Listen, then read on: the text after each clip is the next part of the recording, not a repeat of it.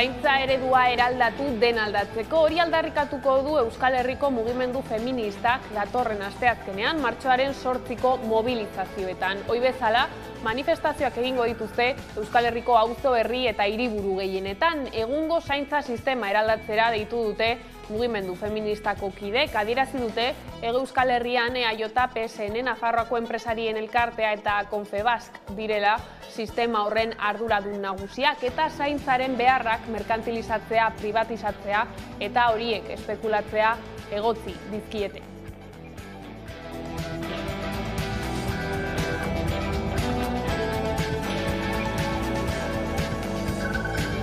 Arratsaldeon, emakumearen nazioarteko egunean protagonismo berezia izango dute gurean alor feminizatuetan lanean dabiltzan milaka emakumezko beharginek, hilabeteak daramatzatelako euren lan hitzarmenak berritzen eta KPIaren araberako soldatak lortzeko borrokan ere. Mugimendu feministak agerraldia egin du goiz honetan Bilbon asteazkeneko mobilizazioak iragartzeko. Aiara Durreta. Martxoak 8an zaintza lanak erdigunean jarriko ditu mugimendu feministak, zehazki emakumeen aurkako indarkeriaren ardatzetako bat. Sektore feministutako milaka emakumezko protagonistak izango dira 8an, besteak beste, adineko egoitzako langileak, osakidetzako garbitzaileak edo etxez-etxeko laguntza sektoreko beharginak. Izan ere, egun, sektore maskulinizatu eta feminizatuen arteko soldata arrakala 80%era iriz daiteke eta zaintza sektorea guztiz feminizatua da. Hala, mugimendu feministak zaintza eredua eraldatzeko dena dagoela aldatzeko aldarrikatuko du. Bestalde, Jaurlaritzako Lain Sailburu Idoia Mendiak berriki egin duen proposamenaren inguruan, hau da, 2024ko martxoak 8 jai egun izatea, mugimendu feministak dio momentuz M8 borrokatzeko eguna dela eta ez ospatzeko. Bestaldetik, sektore feminizatuez, astebeteko greba abiatu dute Orozkoko Madres Mercedariaseko langileek. Aiara. Orozkoko Madres Mercenarias egoitzako langileek azeteko greba abiatu dute LAB eta ESK sindikatuek deituta. 2019tik lan baldintzak izoztuta dituztela azalatu dute eta enpresak proposatu dien soldata igoera, 1,6ko soldata igoera lotzagarritzat jo dute beharginek. Egoitzan 43 beharginek dihardute guztiak emakumeak eta adimen desgaitasuna duten 73 emakume zaintzen dituzte. Sektore publikoko beharginen baldintzak guztiz prekarioak direla adierazi dute, esaterako 900 eta 1000 euro arteko soldatak jasotzen dituztelako. Horrez gain enpresak egoitza ixtearekin mehatzatu diela adierazi dute. Eta egoera horrela Bizkaiko Foru Aldundiari erantzukizuna exigitu diote lan gatazkan, egun alde batera begiratzen baitu.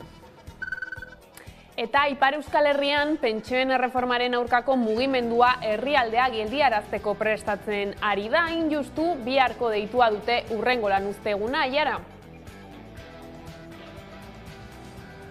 Macronen gobernuaren pentsio erreformak bere bidea jarraitzen du Parisko batzar nagusietan. Dagoeneko senatariek lege proposamenaren lehen puntuak eztabaidatu eta onartu dituzte eta asteburuan gainera eztabaida bizia izan da. Hala ere, punturik liskartzuena onartzeke dute, hau da, erretiro adina 62 urtetik 64 urtera igotzea. Edonola ere, Elisabeth Borne lehen ministroak proposatutako pentsio erreforma haserrea piztu du herritarren artean eta dagoeneko hainbat greba egin dituzte. Biharko gainera martxoaren 7ko intersindikalak berriro greba deitu du iparraldean eta Frantziako lurralde osoan eta sindikatuek deia egin dute lurralde osoa geldiarazteko.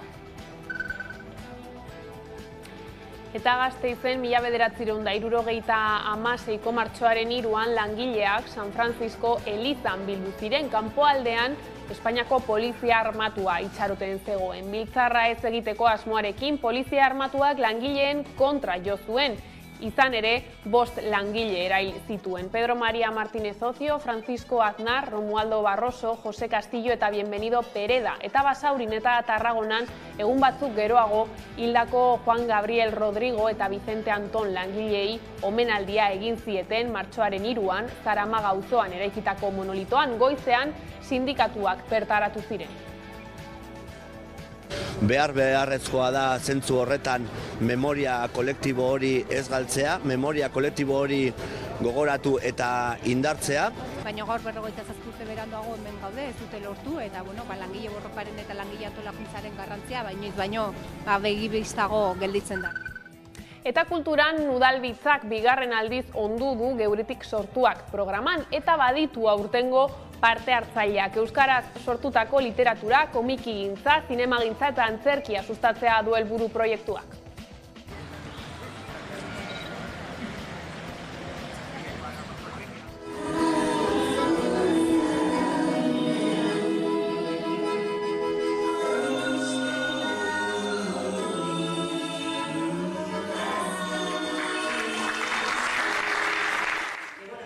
Egingo dira, sortzaile bakoitzak herri batean, 3 astera bitarteko egonaldiak egingo ditu, eta sortzaile bakoitzak lehendik pentsatuta ekarritako proiektu bat garatuko du bertan. Eskerrak ematen adatuz, zuanezko pozileekin, gure ikusimenak etxipan eta ere, beka bat ematen dute, beka bat. Gaurra ditzuzen ere, baina hori hona da? Bai, eta... Gintza, eta zer.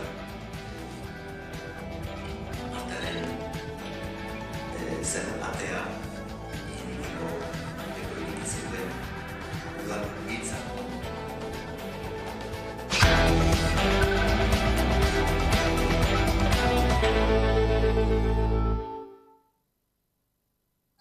Ongietorriak arratsaldean gaur albistegira. Zehazten doaz Euskal Herriko hiriburuetako martxoaren 8ko manifestazioen orduak eta lekuak. Martxoaren 8aren atarian mugimendu feministak agerraldia egin du asteazkeneko mobilizazioak iragartzeko Bilbon. Guk argi daukagu alde batetik mugimendu feministarik gabe ezin dela inolako ez da instituzionalizaziorik ez da legegintzarik egin. Mugimendu feministaren lanketa horretaz apropiatzen direnetatik gu erabate aldentzen garela eta bueno, debate ezberdinen inguruan guk argi daukagu beste justizia feminista baten alde egiten dugula, urte askotan egin dugula horren inguruko errebindikazioa, horren inguruko hausnarketa, kalera urten galera, eta zentzu horretan guzti hori kontutan hartzen ez duen instituzioekin bat ez gatorrela.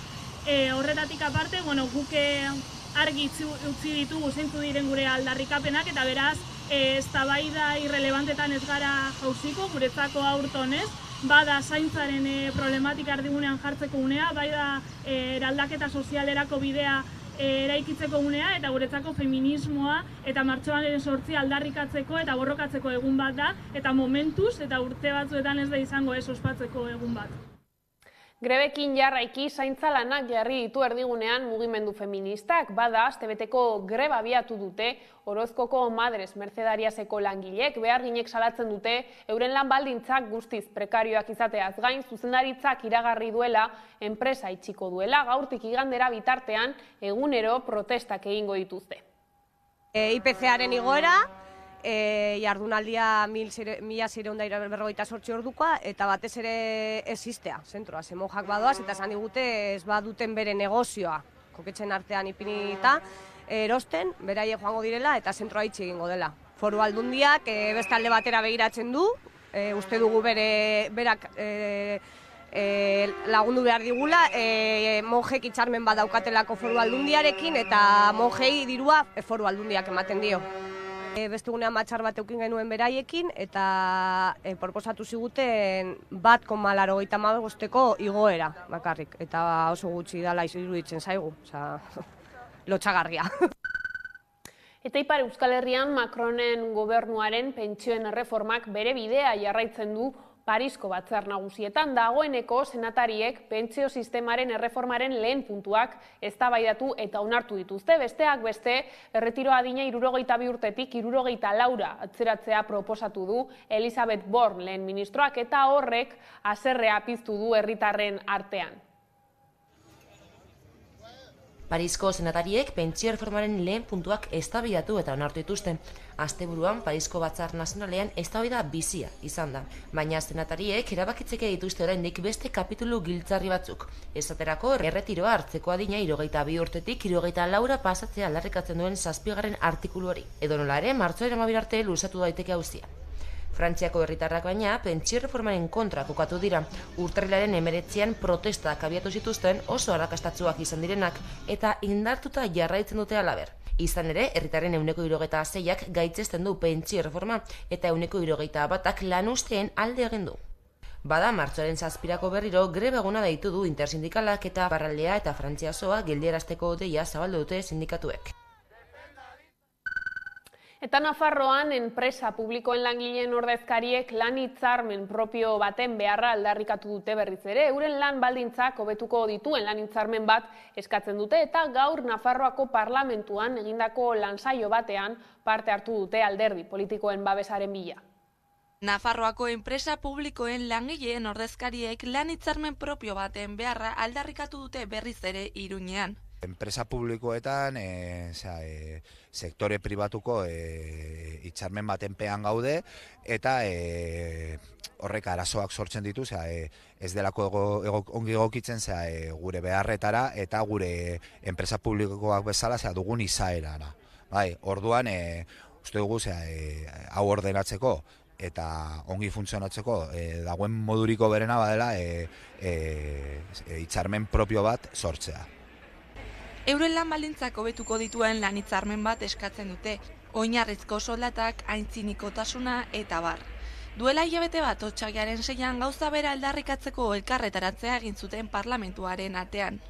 Enpresa publikoa bagara asko, hemen Nafarroan, Nasertik, Egan, Intia, Trakasa, Nasubintza, etc. Nafarroako arlo publikoan bagara beste espaloi bat, gauza asko egiten ditugu, Nasubintza oso ezaguna da, Trakasa ezaguna da, Nasertik ere bai. Enpresa hauek guztiak badaude Corporación Pública Empresarial de Navarra, de Navarraren menpe, CEPENI helarazi diogu gure eskakizuna, baina ezetza jaso dugu eta horregatik mobilizazioei ekin diogu.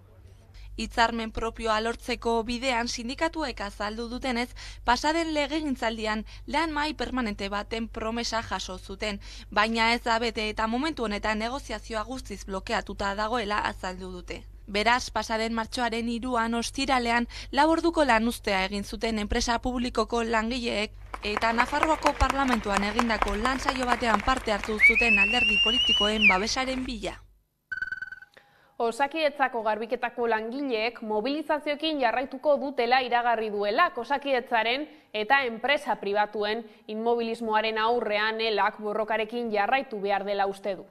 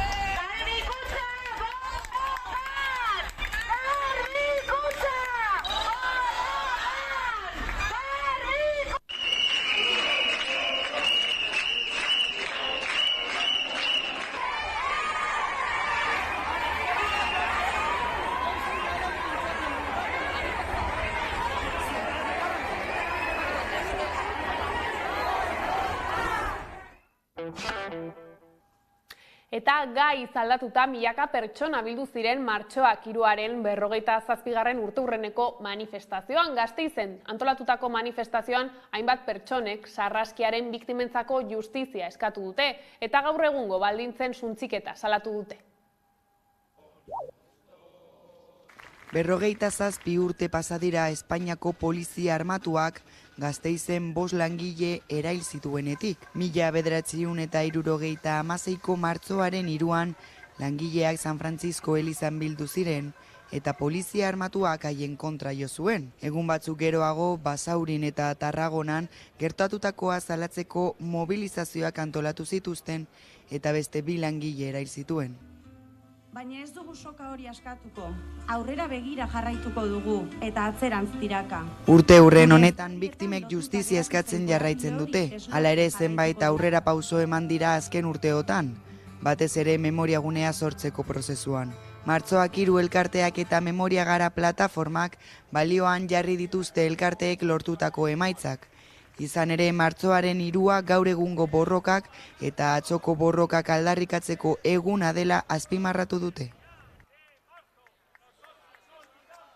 Egian aurrera pausu itzelak eman dira, zeren eta kriminalizatuta izan dira langileak, izan ziren langileak hasieran, eta orain ja bertsio hori guztiz desmontatuta dago. Hasieratik Gasteizko herriak bazekien gertatutakoa, baina komunikabideetan beste realitate bat saltzen zen. Justizia, hor gaude, justizia unibertsalagatik borrokan, gertatutako erantzuleak epaitutak izan daitezen. Alde horretatik ez dugu emaitza handirik jaso, baina bai indarrez jarraitzen dugu borrokan jarraitzeko. Eta erreparazioa, hemen egitea lortu dugun memoriala izan daitekela, martxoak 3ko memoriala izan daitekela biktimak erreparatzeko tresna importantea. Eta memoriala hori aurrera ateratzea lortu dugu hemengo gizarte eragileei esker. Lehendik eta martxoaren 3ko elkarteak bazuen, ahalegin edo nahi hori, martxoaren 3ko San Francisco eliza honetan memoria zentro bat egoteko, ez? Orduan pentsatzen genuen, elkartu ginen eta pentsatu genuen interesgarria izango zela elkarte bat sortzea, ez? Batez ere problematika horri aurre egiteko. Lehenik eta behin manifestu moduko bat idatzi genuen, zeinetan Gasteizko pertsona eragile ezberdinak batu egin ziren, eta proiektu hori martxan jarri genuen 2018ko iraian. Azkenengo hilabetetako negoziazio prozesuan biktimok sentitu gara nahiko gaizki tratatuta. Zan beharra dago, naiz eta nahiko nekagarri esan prozesu honetan egotea, indarrak atera ditugula, aurrera jarraitzeko, presionatzen jarraitzeko, eta azkenik lortu dugula eta guretzat izan dela garaipen bat, lortzea 2021ean adostutako lankidetza hitzarmen hori aurrera eramatea.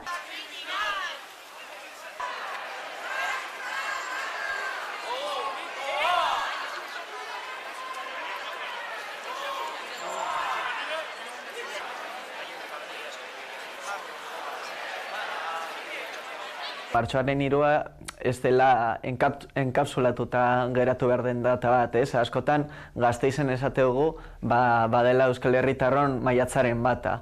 Orduan baita ere uste dugu badela kaleratze ateratzeko momentu bat, ez bakarrik martxoaren 3an gertatutakoa oroitzeko, baizik eta baita ere gaur egungo lan baldintzegatik borrokatzeko. Asteburuan jasotakoekin jarraiki presoak sakabanatzeko eta urruntzeko politika bukatzear den honetan, sare elkarteak fase berriari ekiteko prest dagoela adierazi du Astigarragan eginiko urteko batzarrean. 7. du elkarteak. Ikurberria laueztara zabaltzen saiatu gara. Mapak kendu diogu, bai, baina geziei jarraitzen diogu. Eta Euskal presoen eta senideen saminaren memoria aldarrikatu dute Iruñean, Xabier Reiren omenezko ekitaldian. Xabier Rei 2018an hil zen espetxean etxetik 1000 kilometrora 5 urte betetzear dira, baina haren oroimenak bizirik dirau Iruñeko Donibane auzoan.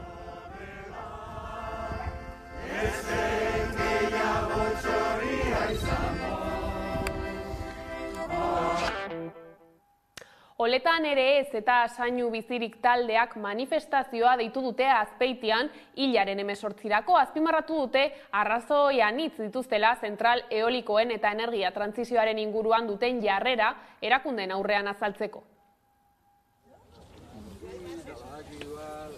Aitzitik, naturalki berdeak diren guneak industrializatu nahian dabiltza.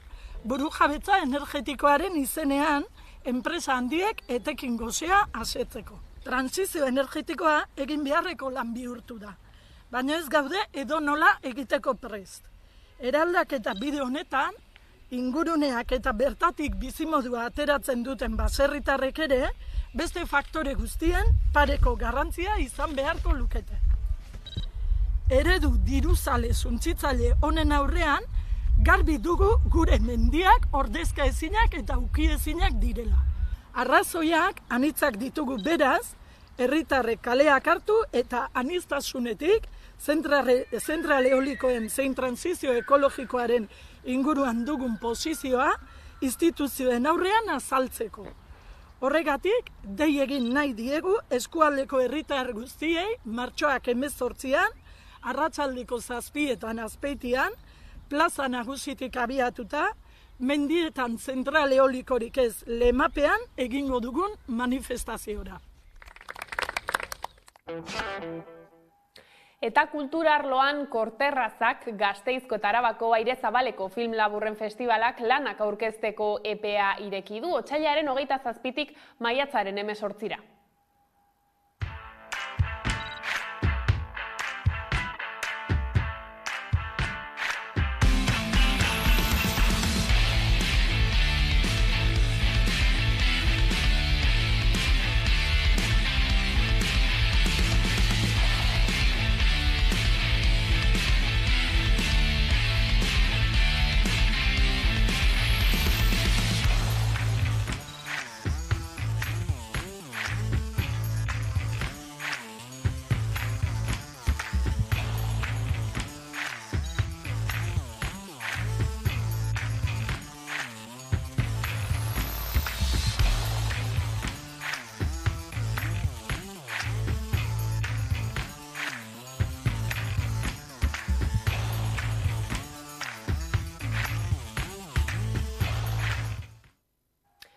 San Telmo museora joko dugu orain, izan ere jada ikusgai dago Nekane Aranbururen 80 berriak entsegu erakusketa.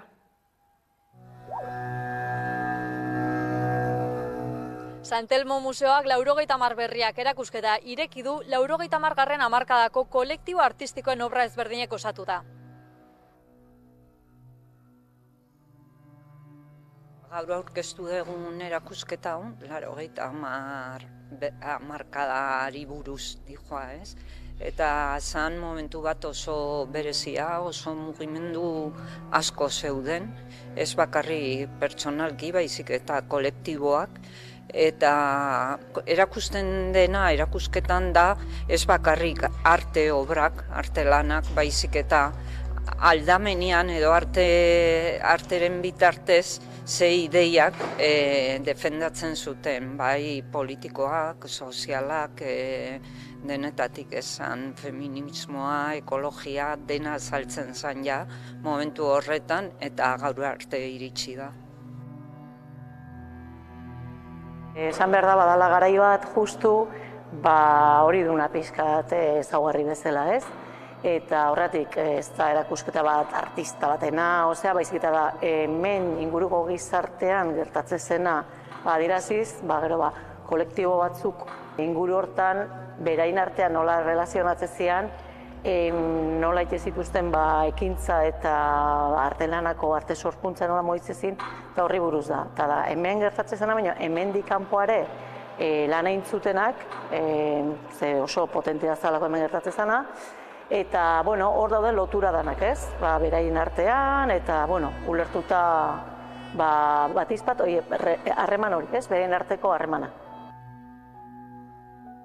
Ez da kolektibo bakarria desente talde, batizpat azaltze zauden Bilbon, Urazurrutiako tailerra, gero Zelai Azpizu Mailan, gero hemen Donostialdan daude Trintxerpe, Gallinero, Rederia, Arteleku nola ez Bilbon dago Txamas, eta horrelakoak ez.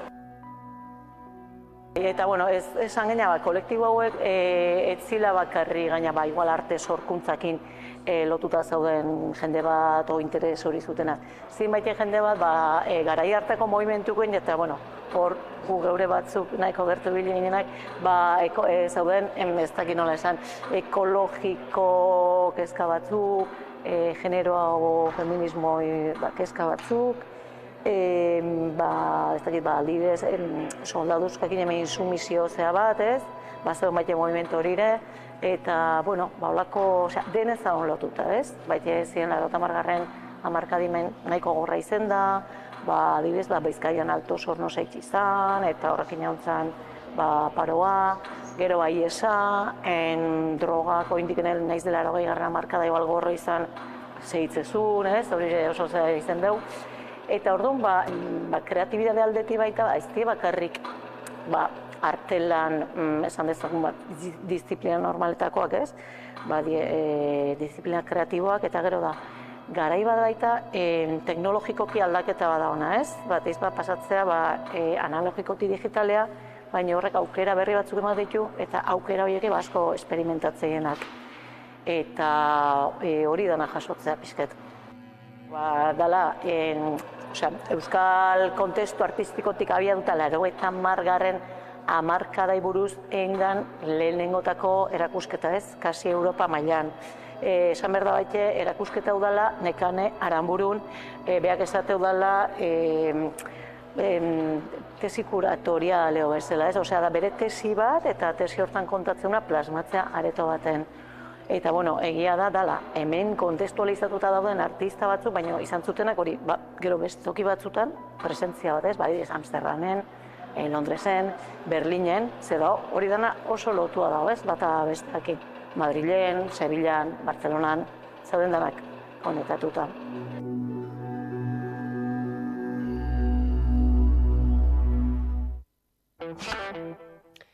Eta kiroletan 33. Lilatoian 6.000 emakume aritu dira lasterka asteburu honetan. 1980ean Donostiako koordinadora feministak 5 kilometrotako Lilatoia lasterketa antolatu zuen emakumeentzat. Aldarrikapenak argiak ziren, sarien berdintasuna, emakumeak kirola kalean egitera animatzea eta beste lasterketa mistoetan parte hartzeko bultzada izatea. Asteburuan Lilatoiaren 33. edizioa ospatu da inoizko parte hartze handienarekin. Iazko edizioan esaterako 5.000 emakume izan ziren lasterketan, aurten aldi 6.000 izan dira. Jaieguna izan da eta errebindikatzekoa ere bai. Giro zoragarriarekin eta parte hartzaileak animatuz egun eguzkitsua eta atsegina izan baitute. Martxoaren 8. atarian emakumeek berdintasunezko gizarte bat eraikitzen jarraitzeko duten gogoa erakutsi dute. Guztiek kamiseta morea jantzita lasterketa 10:00 hasi zuten. Eskubizikletako modalitatekoak atera ziren lehenengo eta jarraian korrikalariak. 5 kilometro aurretik Donostia zeharkatuz eta erdiguna morez jantziz. Aldarrikapenez betetako lasterketa da, baina badira lehiatzera doazen emakumeak ere. Aurten Nerea Egia donostiarra izan da lehena helmuga zeharkatzen, 17 minutu eta 45 segundoko denborarekin. Bigarren Maria Nabaskuez izan da, eta hirugarren Itziar Ibarbia. Nola nahi ere oraingo honetan emaitzak bigarren planoan gelditzen dira, errebindikazioa eta jai giroa dira protagonista nagusiak emakumezkoen lasterketa honetan. Hain justu 1980ean Donostiako koordinadora feministak emakumentzat antolatu zuen 5 kilometrotako Lilatoia lasterketa. Orduan ere aldarrikapenak argiak ziren, sarien berdintasuna emakumeak kirola kalean egitera animatzea eta beste lasterketa mistoetan parte hartzeko bultzada izatea. 33 urte igaro dira eta lasterketa sendo eta ezaguna bihurtu da dagoeneko. Emakume askorentzat kirolean lehen urratsak emateko erreferentzia bilakatu. Atletiko San Sebastian elkarteak antolatu du aurtengo edizioa ere, jada 8. Baina bestalde 250 lagun aritu dira lanean, voluntario gisa, dortxalak eta kamisetak banatuz eta egunean bertan lanean. Egun borobila izan zuten Donostian igandean.